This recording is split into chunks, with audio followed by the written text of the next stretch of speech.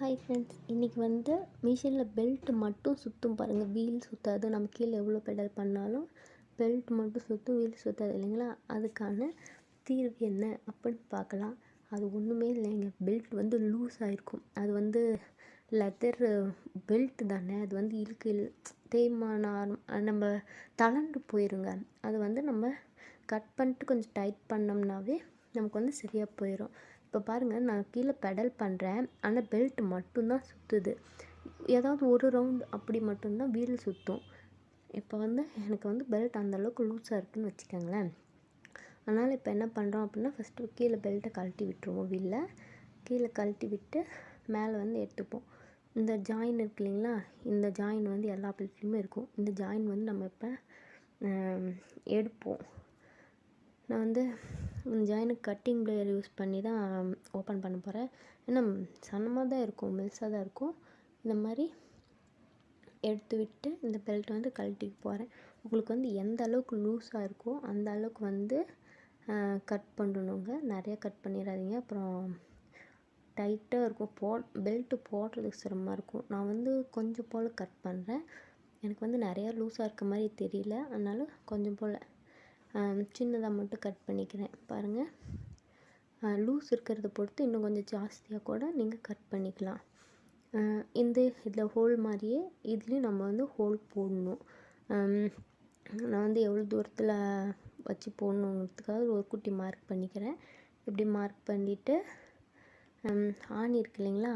ஆணி வச்சு அடிச்சுக்கோங்க. மிஷின்லேயே போட்டு மிஷின் ஊசி உடச்சி விட்றாதீங்க.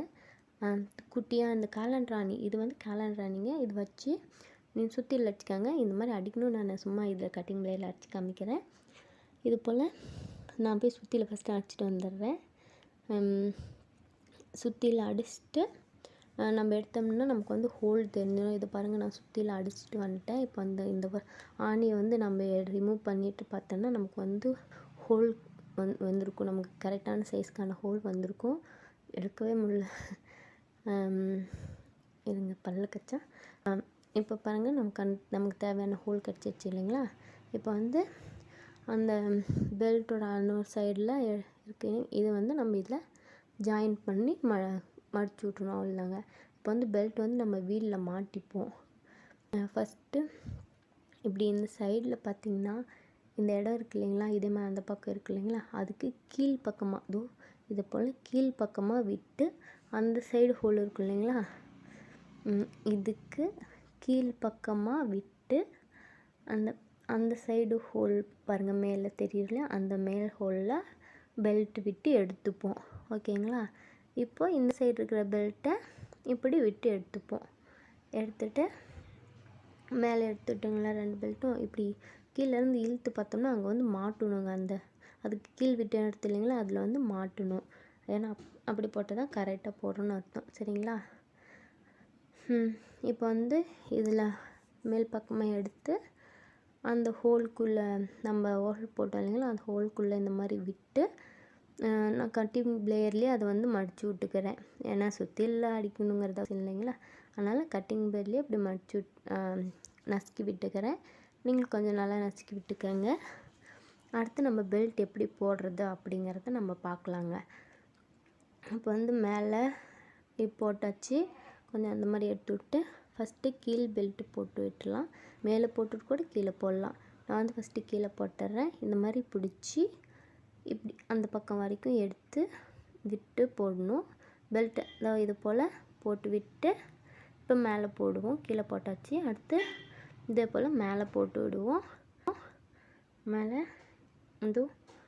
இது போல் போட்டு விட்டோம்னா அவ்வளோதாங்க. பெல்ட் போடுறது ரொம்ப ஈஸி தான். இப்போ வந்து நான் பெடல் பண்ணி பார்க்குறேன். சுற்றுறது இல்லைங்களா? நான் வந்து பெடல் பண்ணுறேன் பாருங்கள். பெடல் பண்ணும்போது பிடிச்சிக்கிட்டு ரெண்டுமே பண்ண முடியல. அதனால் நான் வீல் சுற்றுறேன் பாருங்கள். வீல் சுற்றுனா மேலேயும் இது வந்து சுற்றுது பாருங்கள். 3 பெல்ட் மட்டும்தான் சுற்றுச்சு. இப்போ கீழே வீல் சுற்றினா மேல் வீலும் சுற்றுது. நம்ம பெல்ட்டு மட்டும் தனியாக சுற்றலை. நம்ம வந்து இப்போ நம்ம பெல்ட்டு கரெக்ட் பண்ணிட்டோம். ரொம்ப லூஸாக இருந்தது அப்படின்னா பெல்ட்டு மட்டும்தாங்க சுற்றும். அதனால் பெல்ட்டை வந்து நம்ம கொஞ்சம் டைட்டாக அட்ஜஸ்ட் பண்ணி கட் பண்ணி போட்டுக்கிட்டோம்னா நமக்கு ப்ராப்ளம் வந்து சால்வ் ஆயிரும். அவ்வளோதாங்க. அடுத்த வீடியோவில் சந்திப்போம். டாட்டா.